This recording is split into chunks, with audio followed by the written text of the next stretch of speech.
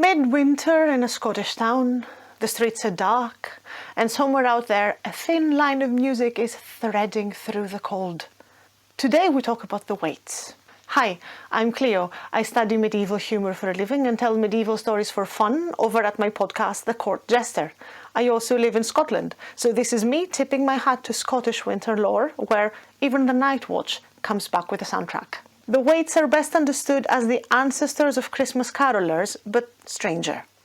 They began with a town night watchman, whose job was to patrol the streets after dark, sounding horns or instruments to mark the hours and to raise the alarm if needed.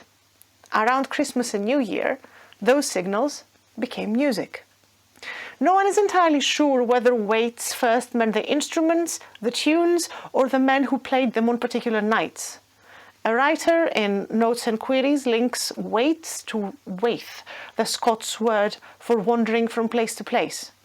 Those wanderers, he says, are the minstrels who preambulate the streets of the city during the night and early morning for 3 weeks or a month before New Year's Day, performing on violins the slow, soothing airs of older Scottish melodies. You can picture it. Long nights, shuttered windows, and outside the slow rise and fall of a tune moving from street to street.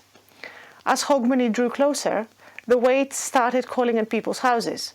They presented their credentials at the door, then played for the household in return for a small reward.